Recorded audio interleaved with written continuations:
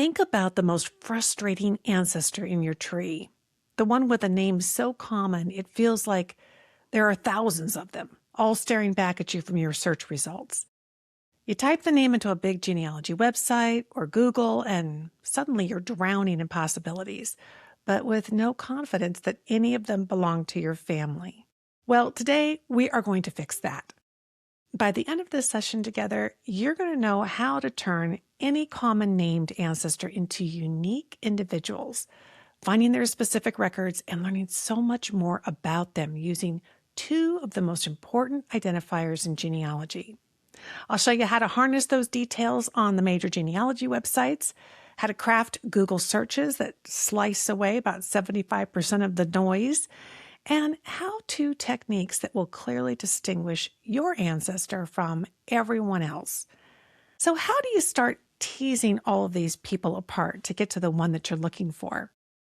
Well, there are two essential factors that we need to establish out of the gate.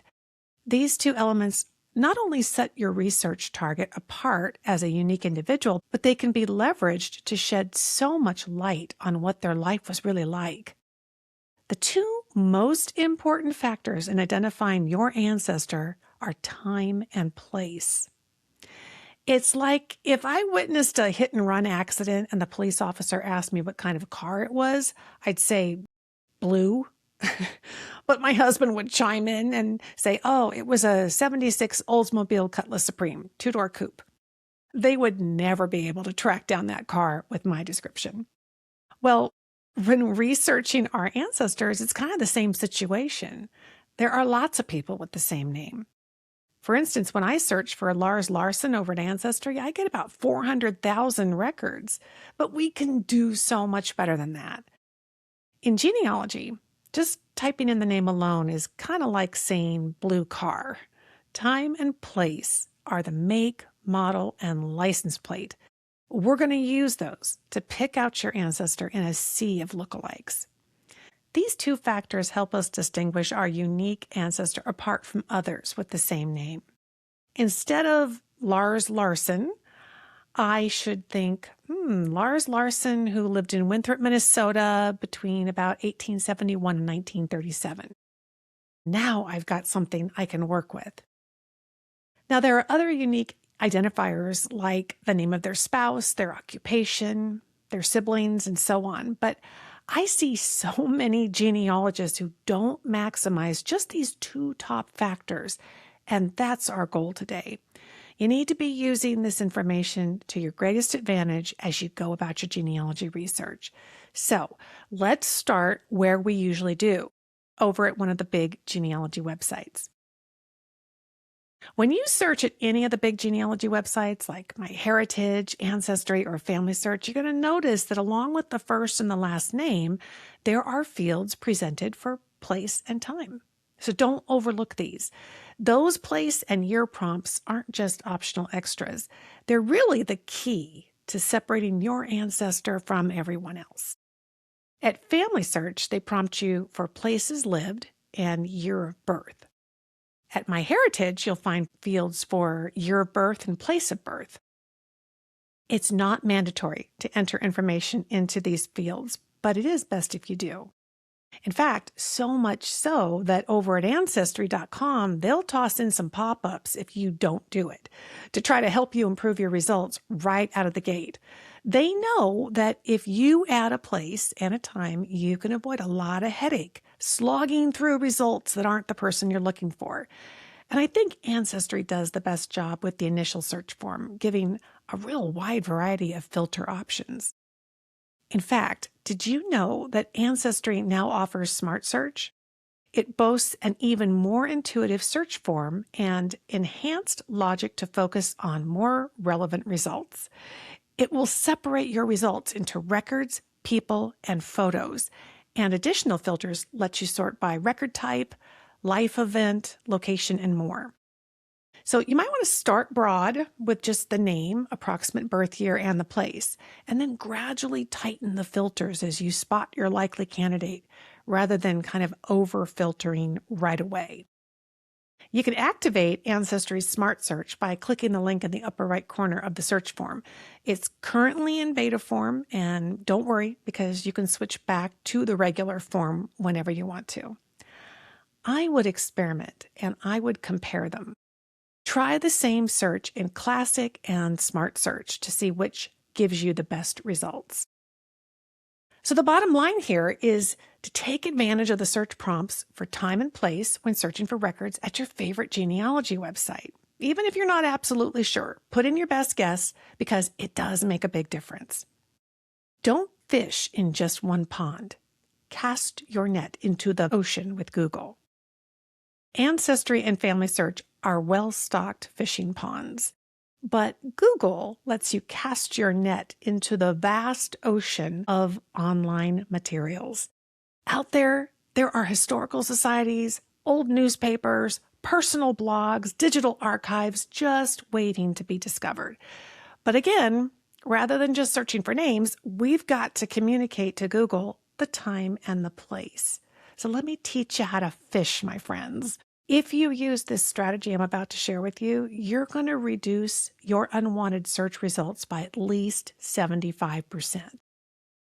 So start by typing the person's name into the search field. Next, put some quotation marks around the name. What this does is it explains to Google that you want this exact name and the spelling, and it has to be on every result that you get. So I might put Lars Larson in quotes. I also recommend putting an asterisk between the first and the last name. This will allow Google to return results to you that might have a middle name or a middle initial between the first and the last name. Because remember, the quotes are communicating exact. So the asterisk gives us a little bit more wiggle room, allowing for the possibility of a middle name or initials. So Lars, asterisk, Larson, in quotes, and there's a space on either side of that asterisk. That can return Lars J. Larson, Lars Johan Larson, and so on. Next, we'll add a place. And in this case, I'll enter the name of the town where the person lived during the time frame when I'm researching them. But it could also be where they were born or where they died. Hopefully these places will be mentioned in the items that we're trying to find online about them. So I put Winthrop in quotes to make it a mandatory part of any web page that Google finds. Then I'll put in Minnesota or MN, and Google does understand the abbreviations, but I'm not going to put this in quotes. I do that because a lot of times the state, the county, or the country isn't actually mentioned next to the name of the town. And I don't want to miss results like that. So putting it in this way tells Google that Minnesota is important, but it's not mandatory. And then I'll add a time frame. So how do we do that in Google? We use a num range search. We're going to take the 4-digit starting year. In this case, Lars was born in 1871. And then we're going to put 2 periods, and then we'll add the ending year of the range. Now, in this case, Lars died in 1937, so my search reads 1871.1937. There are no spaces between the numbers and the periods. Num range searching like this tells Google, show me pages that mention any year in this time span, which is perfect for finding online genealogical information because it so often includes dates. And finally, just for good measure, I will add the word genealogy. Now, I'm not using quotation marks because I don't know if the online item or web page will actually say genealogy. But this way, Google understands my query has something to do with genealogy and family history, and it's going to skew my results that direction. This is a huge help when you have a person with a common word for a surname, like Green or Marshall. You're telling Google, this is about family history, focus on people. So my search query now reads Lars, asterisk, Larson, in quotes, Winthrop, in quotes, Minnesota, 1871.1937. This combination of exact name, flexible middle name, required town, optional state, and year range cuts away most of the irrelevant Larsons from other centuries and places. Run a Google search like this, and you'll avoid the people from around the world with the same name who lived in completely different centuries. And once you review the initial results, you can add more keywords to help you kind of catch the big fish by adding perhaps the first name of his wife or the name of a sibling or other keywords that are uniquely associated with him. Another way to turn the location into the perfect fishing lure, because we are continuing with our fishing analogy, is to create a locality guide for genealogy research. A locality guide is your custom reference manual for researching in a specific place and time. It tells you what records exist, where they're kept, and what was happening there at the time. It can help you understand the world that your ancestor lived in so that you don't miss any records or context as you research. You might be able to find an existing locality guide through Google searching. So, for example, if I were Googling for a guide to do genealogy research where my great-grandfather was born, which was Cotton, Kreis Johannesburg, East Prussia, I could search for that. But oftentimes, published guides are for more generalized areas. I might find one for East Prussia or maybe Kreis Ortelsburg if I got lucky, but I'm not likely to find one that gets specific about cotton.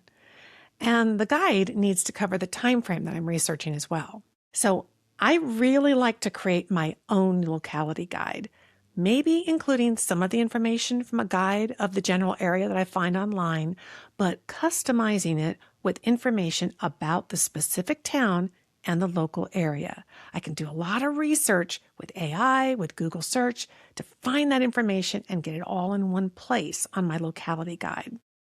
Now you can create this in a Word document, a spreadsheet, or any other format that works for you. What matters is getting the key components that are going to help you be more successful. So let's talk about what your locality guide should include. Historical background and context of the area. So that's going to include formation dates, when the state, county, or town was established. Boundary changes, information about which jurisdictions previously covered the area, or if it's split or merged, which determines where records are held. Significant events, things like major courthouse fires, natural disasters, or wars that could have caused record losses. That's going to impact your research. Settlement patterns. This includes information on migration, major ethnic and religious groups and industry. Geographical data and maps. Now, we need both modern and historical maps, particularly those that show neighboring jurisdictions, and if available, maybe even some plat maps showing property owners. You can literally find thousands of free downloadable historic maps over at davidrumsey.com. However, it can be a little bit challenging to navigate that website and getting the map that you really want or need. So I have a free video class on that. It's called davidrumsey.com, free maps and how to find them, which you can find at the Genealogy Gems YouTube channel, as well as my website, genealogygems.com. Just click videos in the menu at the website and you'll find it there. And if you're a premium member, you can also download the handy step-by-step 7-page e-guide on using davidrumsey.com to find old maps. Now, those historic maps at davidrumsey.com can reveal township boundaries, neighboring landowners, and old road networks. All of these are clues that help confirm that you've got the right families in the right place. And in the geographical data and maps section of your locality guide, it should also include jurisdiction details. This is your guide to the current and former names of towns and villages and townships over time. The guide should also have a section for repository and archive information. This is a directory of places where records are held, including government offices, things like courthouses, the county clerk, the probate court, town halls, and vital record offices. It's also going to include libraries and archives, including public libraries, state archives, university special collections, genealogical and historical societies. Local historical societies often hold specialized, unpublished collections that you are going to want. And also, you might want to include details and policies. So this includes contact information, operating hours, fees, and policies. So for example, whether or not they allow digital photography. The next section on the guide is available record sources. This is a comprehensive list of available record types, both online and offline, including vital records, specifically noting when registration began, land and property records, probate records, wills, estates, guardianships, church records, of course, newspapers, links to archives with obituaries and local news, military records, cemetery records, and be sure to include clickable links to specific digitized record sets that you find as you're compiling your information for the guide. And one of the most important links will be to the Family Search Wiki page for that location or similar online guides. Be sure and search for that and add it to your guide. And finally, I like to include personal notes and strategies in my location guides. Each time I update a guide, I jot down the date at the top. And months or years later, that quick note tells me how current it is before I dive back in. And if I make trips to the location, it's really nice to have a section for local logistics, information on local restaurants, where to park, and other things that are going to come in handy when I'm out on a research trip. I'll show you how to speed up the process of gathering all this information and creating these location guides with the help of AI in my premium video class. It's called Location Guides Turbocharged with AI, and that also includes a downloadable cheat sheet. I'll put a link below this video on YouTube and in the show notes of the podcast over at genealogygems.com. And we can't talk about researching a place without talking about the best geographic tool for research, analysis, and storytelling. It's Google Earth Pro. This is your geographic power tool. Okay, I guess we're not fishing anymore. In our analogy, we're building stuff, okay? I'm not talking about the web version of Google Earth that you use in your browser or the Google Earth app on your phone. I'm not talking about Google Maps. I'm talking about Google Earth Pro, the free software that you download to your computer. The desktop Google Earth Pro is the only version that lets you create overlays and complex projects and multimedia and really take advantage of the full range of tools that you as a genealogist really need.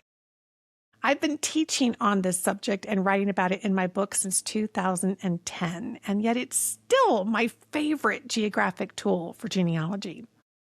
You can use the historic maps in the Layers panel, create map overlays of maps that you have, including those old plat maps of your ancestors' property.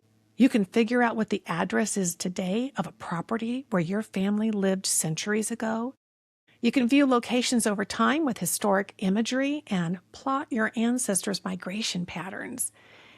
And one of my personal favorites is to create dynamic, interactive data visualizations of my ancestors' world. I embed photos, videos, digitized books, documents, 3D models, old maps like the Sanborn fire insurance maps, and customized place marks all along the way to plot out their every move. I call this a family history tour, and when you see that information that you have gathered about your family in this format, you're going to be able to answer questions, solve mysteries, and be able to share these as interactive tours, recorded videos, or even HD images. If you've never used Google Earth Pro for genealogy, do this. Pick just one ancestor and build a simple tour, including maybe one home, a burial place, maybe the place where they were married. You'll start seeing questions and patterns that never show up in a plain list of records. I mean, I could go on and on about using Google Earth Pro for genealogy, and in fact, I do in my book and a number of my videos. The point is, you really haven't explored the place of your ancestors until you have brought Google Earth into your toolbox. Or should I say your fishing tackle box. So we've been talking about how to explore and leverage the geographic location information to enhance your genealogy research. But the other key component is the time frame. And there's one tool that professional genealogists consistently use that you should be too, and that's a timeline. Timelines are one of the best tools for separating people with the same name. When you lay out the events, ages, and places, you quickly see, oh, this Mary can't be the same as that Mary because their lives overlap in impossible ways. Now, there are many reasons to create a timeline, but generally speaking, they fall into two main categories: research-focused and sharing-focused. A research-focused timeline organizes your data chronologically, gives you a different perspective on your data by helping you visualize it chronologically, which can really help you generate new research opportunities. Helps you analyze your data by identifying conflicts and gaps. It's a way to confirm the research that you've done really does make sense. And it puts your ancestors' life in historical context because you can add things in that are going on in their town or their country and the world that might impact their life and the decisions that they made. There are many timeline tools out there, but really the easiest place to start is your own genealogy software where you house your family tree.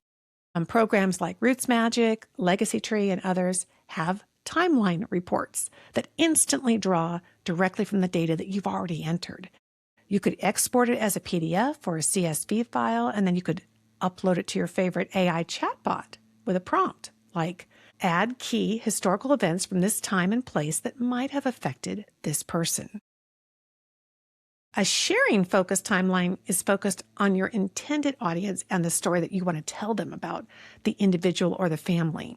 So for sharing, I would think more about short stories rather than every date, every move, every job, every major historical event. So your audience gets a clear story arc, not just a wall of dates.